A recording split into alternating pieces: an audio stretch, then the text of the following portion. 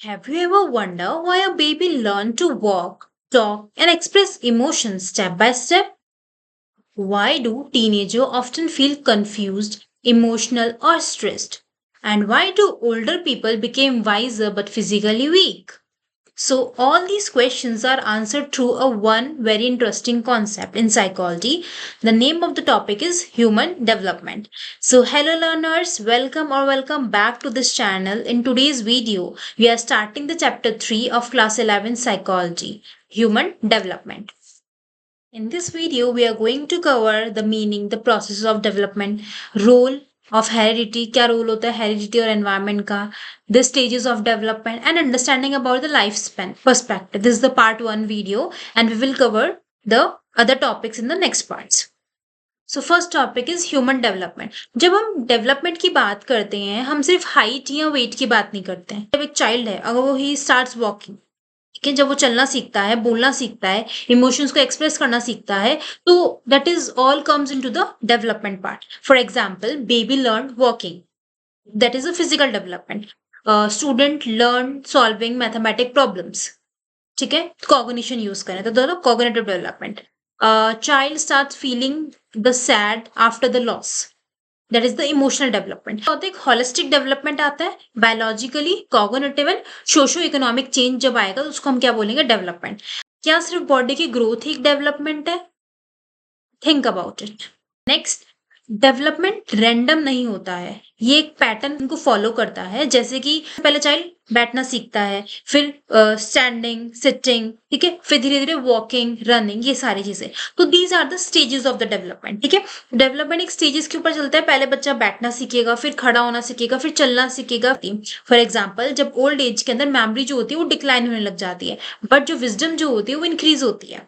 ठीक है, very important point क्या है डेवलपमेंट का, डेवलपमेंट एक प्रोग्रेसिव प्रोसेस है, ऑर्डरली प्रोसेस है और एक प्रिडिक्टेबल है. ठीक है, एक ऑर्डर के अंदर चलता है, प्रोग्रेसिव मतलब स्लो है एंड प्रिडिक्टेबल मतलब हाँ हम इसको प्रिडिक्ट कर सकते हैं. After certain age we can predict that इसके बाद में ये स्टेज आती है, इसके बाद में ह्यूमन का डेवलपमेंट इस तरीके से मूव करता है. नेक्स्ट, प्रीवियसली साइकोलॉजी जो है पहले चिल्ड्रंस की स्टडी करती थी, बच्चों की स्टडी करती थी, बट लेकिन अब जब पूरे लाइफ स्पेन को स्टडी करते हैं तो वो लाइफ स्पेन की स्टडी आ जाती है. लाइफ स्पेन की स्टडी में क्या होता है, जहाँ पे कॉन्सेप्ट ऑफ ओल्ड एज भी आ जाता है, गेन और लॉस, सारी चीजें जो होती है वो लाइफ स्पेन के पर्सपेक्टिव में. Now what are the assumption of life span perspective. तो दीज आर द अजम्पशंस जो कि मैंने लिस्ट डाउन कर रखे हैं. These are the 7 assumptions. आपको थोड़ा सा ब्रीफ करूँ इनके बारे में. For example lifelong means development never stop. Multi directional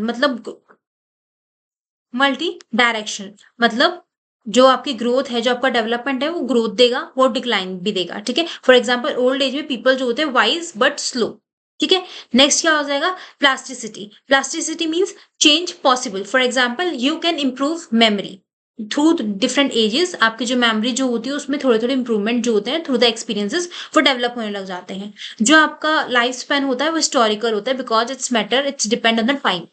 exam के अंदर एटलीस्ट 3 अजम्पशंस तो लिखने ही है लाइफ स्पैन के अंदर with the help of their example, जिससे कि you will score the very good marks. Now most of the childrens का क्या होता है, यहाँ पे कंफ्यूजन क्रिएट हो जाता है. What is the difference between growth and development? They both mean same. दोनों का मतलब ऐसा लगता है कि सेम है, but there is a difference between them. For example जैसे कि हाइट बढ़ना ग्रोथ है, लेकिन पर्सनैलिटी डेवलपमेंट होना वो एक डेवलपमेंट है. ठीक है, तो डेवलपमेंट जो होता है वो आपका क्वालिटेटिव होता है. ठीक है, so these are the key difference of the growth and development. Now difference between growth and development and quite important, so go through with that. Next is maturation. अब आप इसको एग्जाम्पल समझो. जब किसी भी चाइल्ड को चलाने की कोशिश करते हैं पेरेंट्स और देयर रिलेटिव्स, चाहे उसको कितनी ही कोशिश कर लो, लेकिन जब तक उसकी बॉडी रेडी नहीं होगी, उसकी बॉडी डेवलप नहीं होगी, तक वो नहीं सीख पाएगा. पहले सबसे पहले सिटिंग, स्टैंडिंग एंड वॉकिंग. ठीक है, इट्स अ प्रोसेस. तो उस प्रोसेस के अकॉर्डिंग ही जिस सीक्वेंस से बेबी जो होता है वो ग्रो होता है. ठीक है, उसके बाद में होता है एवोल्यूशन. एवोल्यूशन में क्या होता है, चेंज एट स्पीसीज लेवल. हर एक स्पीसीज का अपने लेवल होता है टू ग्रो. तो वेरी स्लो प्रोसेस है ये इवोल्यूशन जो है, वो काफी एक वेरी स्लो प्रोसेस है. जैसे कि ह्यूमन इवॉल्व, उनको काफी साल लग गए हैं, लैक्स ऑफ ईयर्स लग गए हैं. ठीक है, तब जाके इंडिविजुअल जो है वो डेवलप हुआ. Is factor influencing the development. So majorly these are the 2 factor जो कि हमारे डेवलपमेंट को इन्फ्लुएंस करते हैं. The first is hereditary and second is environment. So hereditary क्या होता है आपको पता है, क्रोमोसोम्स के बारे में, ठीक है। Next is environment, the people around us. आपका जो डेवलपमेंट है सिर्फ जीन से नहीं होता है और सिर्फ एनवायरनमेंट से नहीं होता है, दोनों मिलकर, ठीक है, दोनों कॉम्बिनेशन के साथ में एक ह्यूमन का, एक चाइल्ड का डेवलपमेंट जो होता है उसके अंदर काफी इंपॉर्टेंट रोल प्ले करते हैं।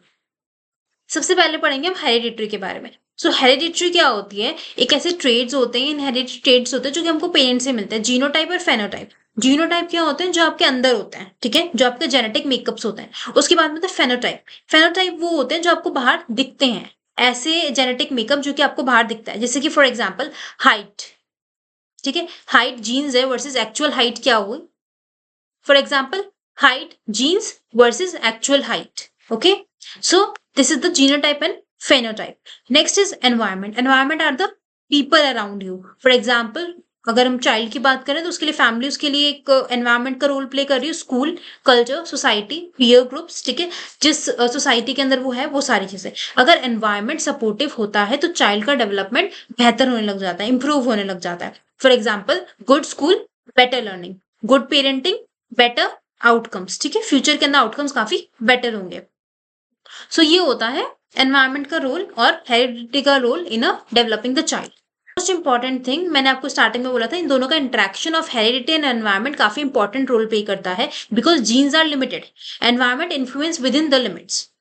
Next move with development happens in, मतलब कॉन्टेक्स्ट क्या है डेवलपमेंट का? Development happen within society, culture and environment context. तो जो डेवलपमेंट होगा वो इन सब चीजों के ऊपर डिपेंड करता है। फॉर एग्जाम्पल, सिटी का चाइल्ड और विलेज का चाइल्ड, दोनों के डेवलपमेंट के अंदर you will definitely get the difference. अगर आपने कभी अपनी लाइफ के अंदर किसी अगर विलेज चाइल्ड के अगर आपने डेवलपमेंट देखा होगा और एक मॉडर्न सोसाइटी के अंदर अगर कोई बच्चा ग्रो हो रहा होगा, उसका डेवलपमेंट देखा होगा, यू विल डेफिनेटली आइडेंटिफाई दोनों के डेवलपमेंट के अंदर, लाइफस्टाइल के अंदर, लैंग्वेज के अंदर, फिजिकल अपीयरेंसेस के अंदर, मेंटल कॉग्निटिव थिंकिंग के अंदर कितना ज्यादा डिफरेंस देखने को मिलता है। So development affect by social, culture and economic context.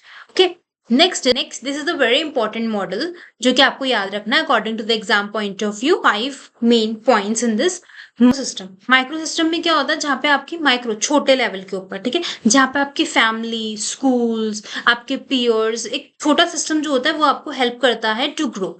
Next आता है आपका मेसो सिस्टम। मेसो सिस्टम में जहाँ पे आप इंटरेक्शन की तरफ जाते हो, you are interacting with other people.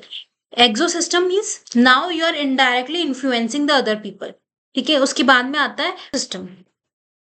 अब macro system is quite bigger, जहाँ पे आपका कल्चर, रिलीजन, ये सारी चीजें बहुत इंपॉर्टेंट रोल प्ले कर रही है ह्यूमन के डेवलपमेंट की तरफ।